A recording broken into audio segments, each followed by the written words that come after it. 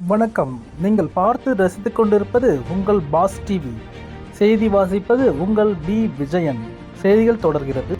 Pondicherry AIDS கட்டுப்பாடு சங்கம் சார்பில் 2 மாத HIV எய்ட்ஸ் தீவிர விழிப்புணர்வு பிரசாரத்தை முதலமைச்சர் ரங்கசாமி துவங்கி வைத்தார்.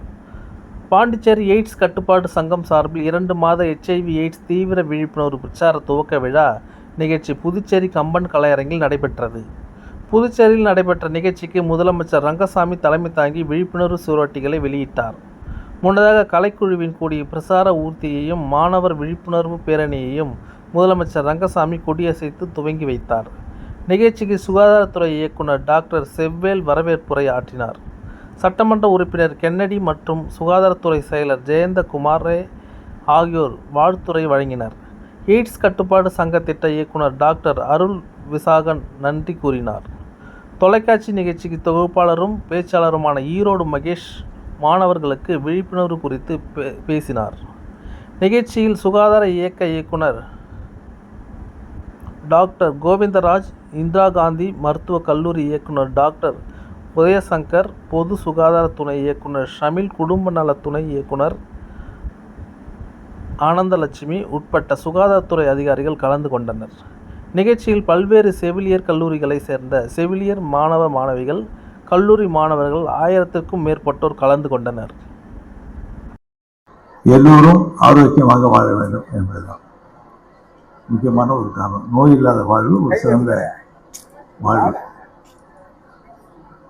நோய் வருவதற்கான காரணத்தை அறிய வேண்டும், அறிந்து அதற்கான சிகிச்சை பெற வேண்டும். நோய் வராமல் இருப்பதற்கு என்ன நடவடிக்கை எப்படி இருக்க வேண்டும் என்பதை நாம் அறிந்து கொண்டு அதற்கேற்றவாறு இருக்க வேண்டும் என்பதுதான் ஒரு மிக முக்கியமான ஒரு நோக்கம்.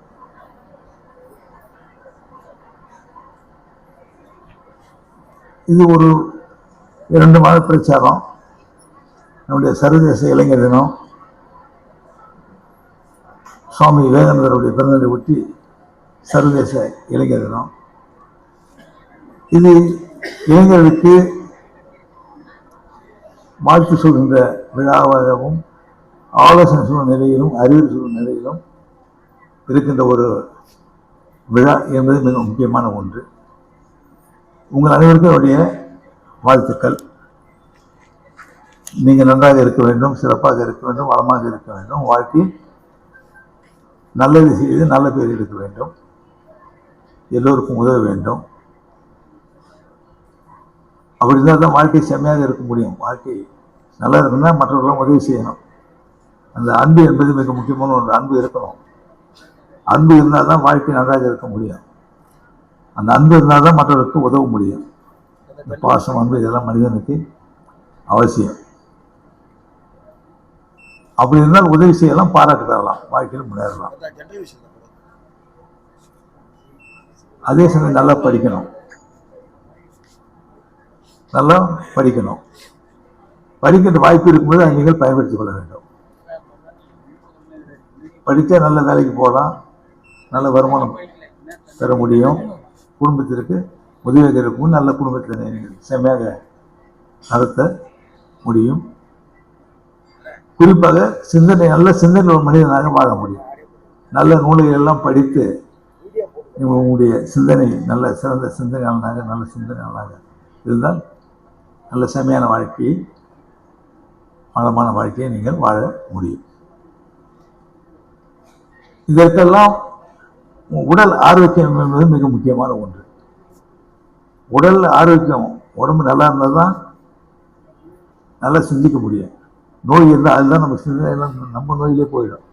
நம்ம நோயிலே உடம்பு சரியில்லைன்னா அது எப்படி இருக்குமோ எது இருக்குமோ அப்படின்ற ஒரு பயம், அச்சம் மாதிரிலாம் இருக்கும்.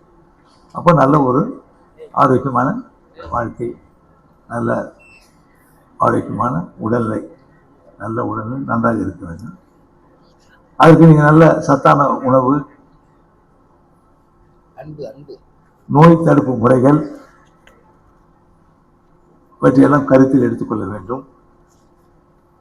குறிப்பாக இளைஞர்கள், பள்ளி பிள்ளைகள் இதெல்லாம் விளையாட்டில் மிகுந்த கவனம் செலுத்த வேண்டும். விளையாட்டில் மிகுந்த கவனம் செலுத்த வேண்டும். மிக முக்கியமான ஒன்று. உடல் நம்முடைய ஆரோக்கியத்தில் நம்ம நல்லா இருக்கிறது மிக முக்கியமான ஒன்று எதுன்னு பார்த்தா விளையாட்டு. முக்கியமான ஒன்று விளையாட்டு. தொடக்கத்திலேயே அந்த நோயே இல்லாமல் வரணும்னு சொன்னால் நல்ல விளையாட்டு இருந்து உடற்பயிற்சி இருந்தால், யோகா போன்றது இருந்தால் நம் உடல் ஆரோக்கியமாக இருக்க முடியும். நோயே இல்லாமல் வரலாம். நோய் இல்லாமல் இருந்தால் பெரிய கடவுள் நமக்கு கொடுத்த ஒரு வரம் கொடுப்பேன் அப்படின்னு தான் சொல்ல முடியும். மனிதனுக்கு ஏதாவது ஒரு நோய் வரும், வந்துடும். நோய் இருக்கும், ஏதாவது ஒன்று வரும். அதுக்காக தான் நம்மளுக்கு துறை எல்லாம் நீங்கள் பார்த்தீங்கன்னா துறை அந்த நோயை கட்டுப்படுத்துவதற்கும் நோயை குணப்படுத்துவதற்கும் அதுக்குரிய மருந்தினை கண்டுபிடித்து அதுக்கான மருந்தினை உட்கொள்வதற்கு துறை நடவடிக்கை எடுத்து நம்முடைய மருத்துவமனைகள் வாயிலாக மக்களுக்கு வழங்கி வருகின்ற நல்ல மருத்துவ வசதி செய்து கொடுத்து கொண்டு இருக்கின்றது. புதுச்சேரி பொறுத்த வரைக்கும் பார்த்தீங்கன்னா மருத்துவ வசதி எப்படி இருக்குது அப்படின்னு நீங்கள் நினச்சி பார்க்கலாம். மருத்துவ வசதி தெரியும், எல்லாரும் தெரியும். புதுச்சேரி மாநிலம் நம்முடைய ஒரு சிறிய மாநிலம், மருத்துவ வசதி கொடுக்குற ஒரு சிறந்த மாநிலம். கல்லூரிகள், நிறைய மருத்துவக் கல்லூரிகள், மருத்துவமனைகள், ஆரம்ப சுகாதார நிலையம், இவற்றையெல்லாம் நம்முடைய இந்திய அளவில் பார்த்தீங்கன்னா சராசரியாக பார்த்தீங்கன்னா ஒரு 1000 பேருக்கு ஒரு ஆரம்ப சுகாதார நிலையம் சொன்னால் நம்ம 500 பேருக்கு ஒரு சுகாதார நிலையம், ஆரம்ப சுகாதார உள்ள மாநிலமாகத்தான் நம்முடைய மாநிலம் திகழ்ந்து கொண்டு இருக்கின்றது. அவ்வளவு எளிதாக மருத்துவ வசதி கிடைப்பது வசதி நம்முடைய வாய்ப்பை அரசு உருவாக்கி கொடுத்து கொண்டிருக்கின்றது. நான் அடிக்கடி சொல்லுவேன், NRHMல பணியாற்றுகின்ற மருத்துவர்கள் பணியாளர்கள் சொல்லுவேன், இந்த ஆஷா இருக்காங்க, எல்லாம் இருக்காங்க, எல்லாம் பார்க்கணும். நீங்கள் எல்லாம் ஒவ்வொரு கிராமத்துலையும் இருக்கீங்க, நகரத்துலையும் கிராமத்துலையும் இருக்கீங்க. உங்களை எல்லாம் பணிக்கு அங்கே தான் போட்டிருக்காங்க, எல்லா இடத்துலையும் இருக்கீங்க, அருகிலே இருக்கிறீங்க. அப்படி இருக்கும்போது ஒரு நாளைக்கு ஒரு தெரு 2 தெரு அப்படியே நீங்கள் வீடு வீடாக சென்று கூட பார்த்து உங்களுக்கு என்ன வேணும், நோய் எதாவது இருக்குதா, என்ன இருக்குது, என்ன செய்து தரணும் சொல்லுங்கள், என்ன இருந்தால் எப்படி இருக்கீங்க அப்படின்னு கேட்டாலே அவங்களுக்கு ஒரு சந்தோஷம், மகிழ்ச்சி. அது அவங்களுக்கு நோய் இல்லாமல் இருக்கலாம். ஆரோக்கியம் நம்ம கேட்குறாங்க, நமக்கு நல்லா இருக்குது, ஒன்றும் இல்லை அப்படின்னு சொல்கிறோம் அப்படின்னு சொன்னாங்க. மருத்துவம் அதே மாதிரி நீங்கள் அந்த அருகில் உள்ள அந்த ஆரம்ப சுகாதார நிலையம் இருக்கவங்களும் சரி, NRHM இந்த மருத்துவம் இருக்கீங்க, டெக்னீஷியனாக இருக்கிறீங்க, அதில் போட்டிருக்கோம். நீங்களும் அந்த வீடுகளுக்கு ஒரு அப்படியே நடந்தே போய் கேட்டுட்டு வரலாம். பெரியவங்களை பார்த்து இளம் பிள்ளைகள் பள்ளிப்பெல்லாம் அவங்க வெளில போடுவாங்க, பார்த்துக்குவாங்க.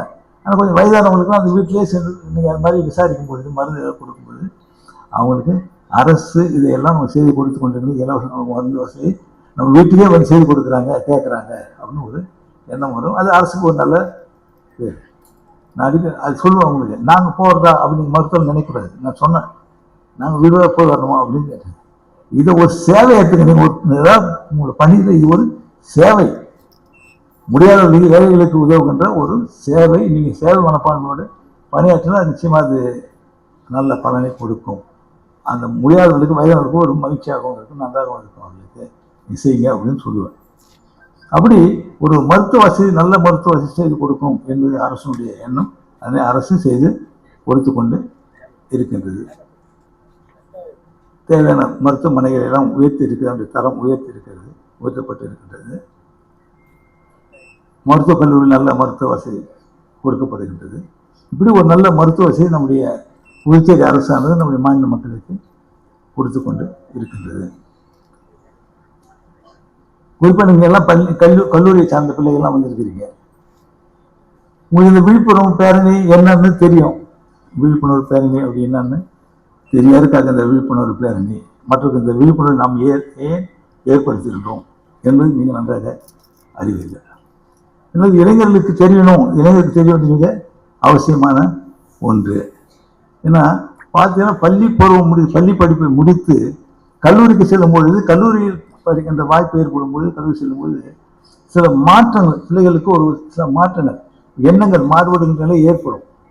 நண்பர்களோடு சேர்ந்து மற்றவர்களோடு சேர்ந்து சில தீய பழக்க வழக்கங்களுக்கு ஆளாக்கப்படுகின்ற ஒரு நிலை ஏற்படும், இருக்கின்றது. அது மறைக்க முடியாது யாரும், அது இருக்கின்றது. அதையும் கட்டுப்படுத்த வேண்டும், கட்டுக்குள் கொண்டு வர வேண்டும். போதை பழக்க வழக்கங்களுக்கு யாரும் ஆளாகிவிடக் கூடாது. ஏன்னா வருமானம் சம்பாதிக்கணும்னு நினைக்கிறவங்க கெட்டவங்க சம்பாதிக்க எப்படி அவங்க சம்பாதிக்கலாம். அதுக்கு நம்முடைய பிள்ளைகளை வீணாக்கின்ற ஒரு நிலையை பார்க்கணும். அவங்க வருமானத்தை உயர்த்தி ஒரு சம்பாதிப்பதற்கு பணக்காரன் வர்றதுக்கு என்ன பண்றான், நம்ம பிள்ளைங்களுக்கு எடுக்கிறான். அதுக்கு இது ஒரு இந்த போதை பழக்க வழக்கங்களுக்கு ஆகின்ற ஒரு நிலையை உருவாக்கி அதன் மூலமாக அவங்க சம்பாதிக்கலாம் அப்படின்னு நினைக்கிறாங்க. ஆனால் அந்த போதை பழக்க வழக்கம் என்பது எவ்வளவு மோசமானது என்பதை நீங்கள்லாம் பார்க்கலாம். நிறைய பார்ப்பீங்க, நல்லா தெரியும். இந்த வாழ்க்கை என்ன சின்ன வயதே எப்படி இருப்பாங்க நீங்க எண்ணி பார்த்தீங்கன்னா ரொம்ப சங்கடமா இருக்கும், ரொம்ப சிரமமா இருக்கும். அந்த பிள்ளைகளை பார்த்தாலே தெரியும். போதை பழக்கம் ஆளாகி விட்ட, அடிமையாகி விட்ட அந்த பிள்ளைகளை பார்த்தாலே தெரியும் உங்களுக்கு. மோட்டார் சைக்கிளில் போகும்போது பார்த்தாலும் தெரியும், நடந்து போகும்போது பார்த்தாலும் தெரியும். அவங்க எப்படி இருக்கிறாங்கிறத நம்ம சரியா கணிக்க முடியாத நிலையில் இருப்பாங்க. சரியா கணிக்க முடியாது. அவங்களை எந்த நிலையில் அவங்க இருக்காங்க, எப்படிப்பட்ட மனப்பான்மை இருக்காங்க, அந்த மனசுக்கு அவங்களுக்கு எப்படி இருக்குது. நிறைய ஒரு அச்சம், அவங்க பார்த்த ஒரு சின்ன அச்சம் கூட ஏற்படுத்த பார்க்கணும். காரணம் அவங்க என்ன செய்யறாங்கிறது அவங்களுக்கே தெரியாத ஒரு நிலை. அவங்க என்ன செய்யறாங்க அப்படின்றது அவங்களுக்கு தெரியாத ஒரு நிலையில அவங்க அடிமையாகி விடுகின்றார்கள். அந்த பழக்க வழக்கத்துக்கு போதை பழக்க அடிமையாகி விடுகின்றார்கள். அப்படி இருக்கும்பொழுது அவங்க உடல் கெட்டு சிறிய வயதிலேயே அவங்க உடல் கெட்டு, கடவுள் வாழ்க்கையை நம்ம கொடுத்ததுக்கு நல்லா வாழணுன்றதுக்காக தான். கடவுள் நமக்கு இந்த வாழ்க்கையை கொடுத்ததே நல்லா இருக்கணுன்றதுக்காக தான். மகிழ்ச்சியோடு இருக்கணும், குடும்பத்தோடு இருக்கணும், நல்லா இருக்கணும் அப்படின்றதுக்காக தான். அப்போ சிறிய வயதிலே நம்ம உடல் நாமே அழித்துக் கொள்வது போதை பழக்கம் அடிமையாகி நம்மை சீரழித்துக் கொள்வது எப்படி சரியா இருக்க முடியும்? சரியா இருக்க முடியுமா? அது கல்லூரி பிள்ளைகளாகிய பிள்ளைகளாகியெல்லாம் நினச்சி பார்க்கணும். இறைவன் கொடுத்தது நமக்கு வாழ்வதற்கு. அப்போ அந்த வாழ்க்கை நன்றாக இருக்க வேண்டும், அதுக்கு உடல் நன்றாக இருக்க வேண்டும். அப்போ நம்ம தீய பழக்க வழக்கங்களுக்கு அடிமையாகும் பொழுது நம்ம உடலை நாமே கெடுத்துக் கொள்கின்றோம்.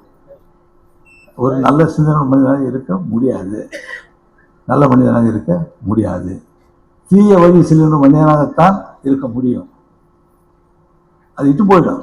தீய பழக்கம் அந்த தீய பழக்கம் இட்டும் போது ஆட்சி தீய வழியில கொண்டு போயிடும். அதுக்கெல்லாம் அடிமையாக கூடாது போதை பழக்க வழக்கங்களுக்கு. என்ன பள்ளிப்பருவம் முடிஞ்சு போகும்போது சின்ன ஒரு எண்ணம் அப்படியெல்லாம் வரும். அதெல்லாம் நீங்கள் கட்டுப்படுத்திக் கொள்ள வேண்டும். நம்ம நாமே கட்டுப்படுத்திக் கொள்ள வேண்டும். அந்த மனப்பக்குவம் நமக்கு வர வேண்டும். நல்லா படிக்கணும், நம்ம குடும்ப சிரமம் இருக்குது, நம்ம பெற்றோர்கள் நம்ம நல்லா படிக்கணும்னு நினைக்கிறாங்க, நம்ம நல்லா வரணும்னு நினைக்கிறாங்க, நிறைய சம்பாதிச்சு நல்ல மனிதனாக வரணும், உயர்ந்த மனிதனாக வரணும்னு நினைக்கிறாங்க, நல்லா பணக்காரனாக வரணும்னு நினைக்கிறாங்க, நல்லா இருக்கணும்னு நினைக்கிறாங்க. அப்படி நினைக்கும் நமக்காக அவங்க எவ்வளோ சிரமப்படுறாங்க, எவ்வளோ கஷ்டப்பட்டு நம்ம படிக்க வைக்கிறாங்க, எவ்வளோ கடினம் நம்ம படிக்க வைக்கிறது, எவ்வளோ ரூபாய் செலவிடுறாங்க. அரசாங்கம் என்ன உதவி செய்தாலும் நம்முடைய குடும்பத்தோட செலவு எவ்வளோ இருக்குது அப்படிலாம் செஞ்சு நம்ம பார்க்கணும். அதையெல்லாம் நினைத்து நீங்கள் நன்றாக படிக்க வேண்டும், படிப்பில் கவனம் செலுத்த வேண்டும். அப்படி இருந்தீங்கன்னா நல்லா இருக்கும், நல்லா வளரலாம், நல்லா இருக்க முடியும். அதனால் அந்த விழிப்புணர்வு அப்படிங்கிற நிலையை மற்றவர்களுக்கு உணர்த்துவதற்காக தான் நீங்கள் வந்திருக்கீங்க.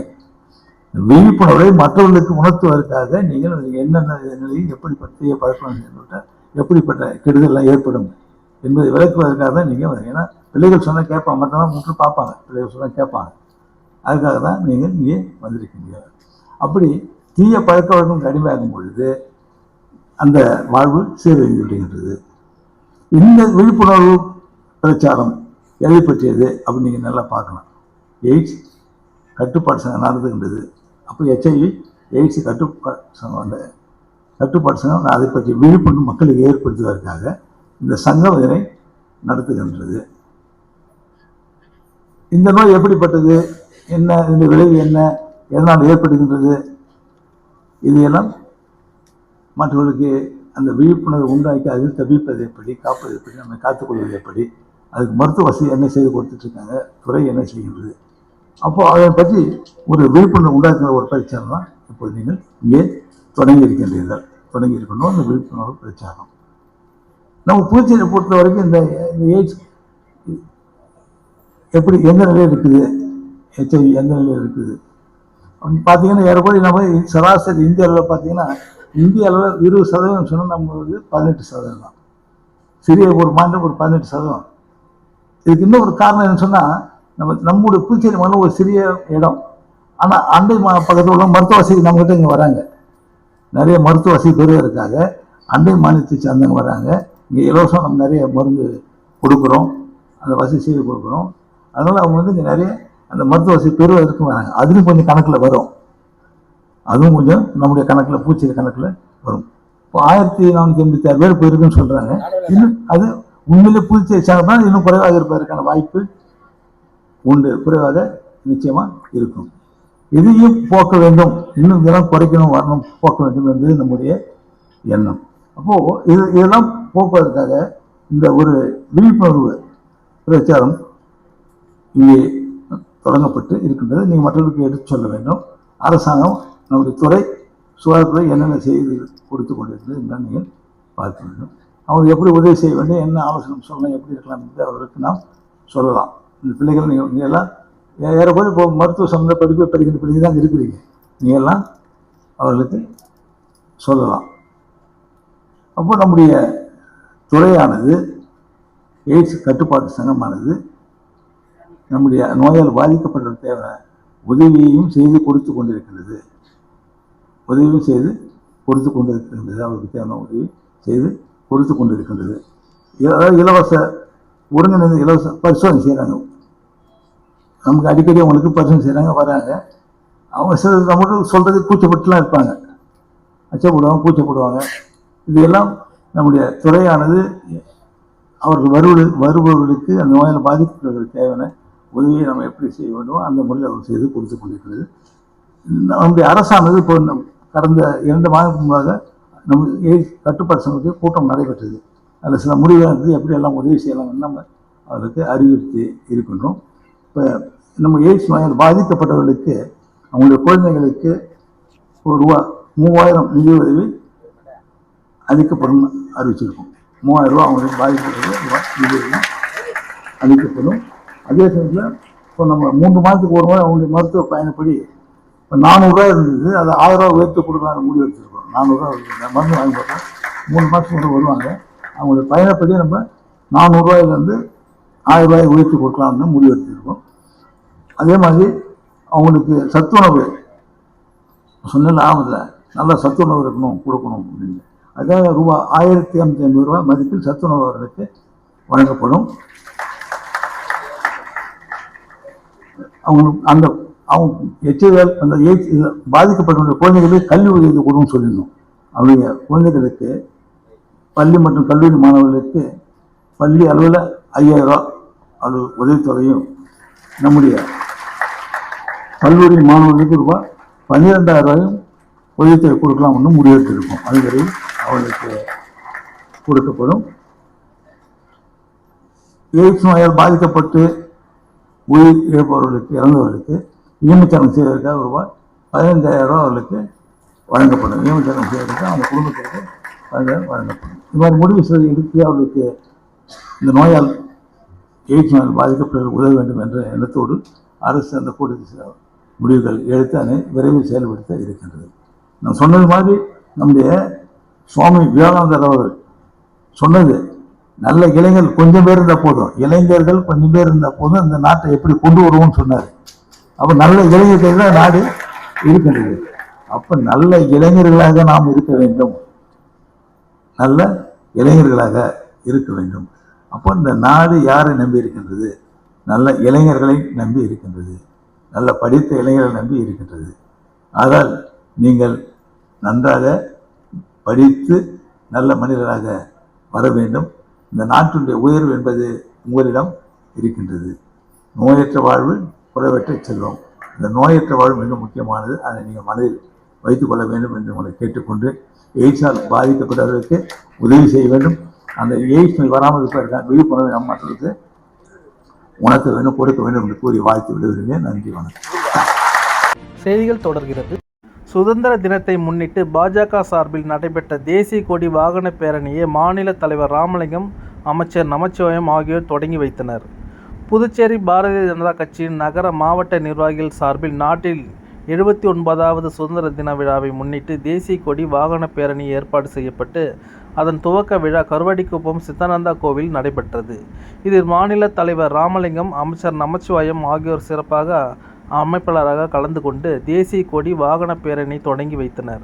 இதில் மாநிலம் மற்றும் பல்வேறு அணிகளை சேர்ந்த நிர்வாகிகள், தொண்டர்கள் என 100க்கும் மேற்பட்டோர் பங்கேற்றனர்.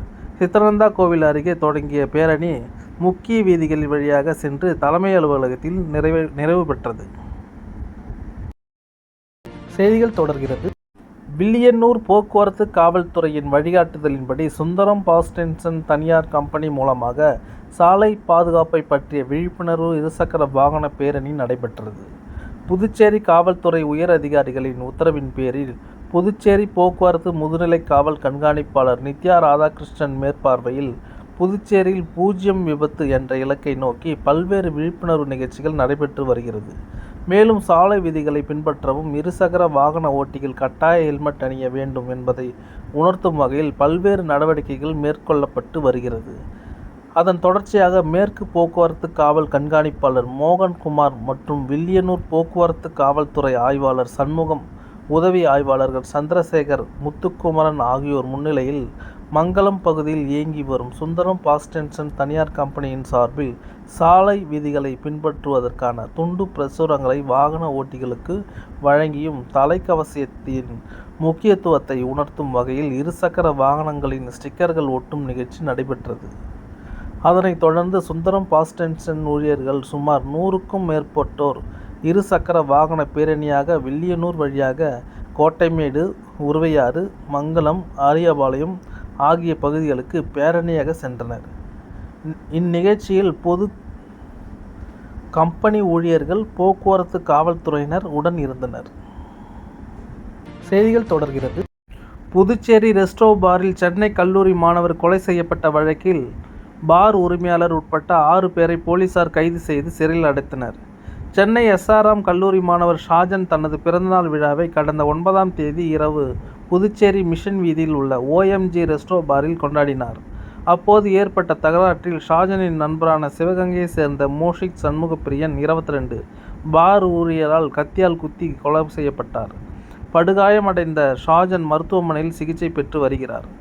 இச்சம்பவம் குறித்து ஷாஜனின் நண்பரான கும்பகோணத்தை சேர்ந்த தேவநேசன் பெரிய கடை காவல் நிலையத்தில் அளித்த புகாரின் பேரில் inspector Jaishankar, sub inspector Murugan மற்றும் போலீசார் வழக்கு பதிவு செய்து ரெஸ்டோ பார் உரிமையாளர் முத்தியால்பேட்டை ராஜ்குமார் 31, பார் ஊழியர் வில்லியனூர் அசோக்ராஜ் 26, பவுன்சர்கள் TV நகர் பூபதி என்கிற டேவிட் 22, வாழைக்குளம் சஞ்சய்குமார் 21, கடலூர் அரவிந்த் 29, விழுப்புரம் புகழேந்தி 28 ஆகிய 6 பேரை கைது செய்தனர்.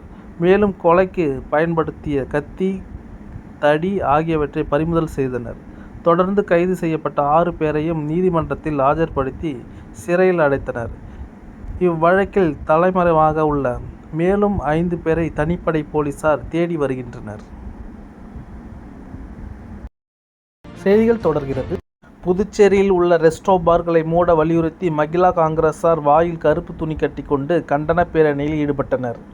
அப்போது வழியில் இருந்த ரெஸ்டோ பார்களை முற்றுகையிட்டதால் காவல்துறையினருடன் தள்ளுமுள்ளு ஏற்பட்டது.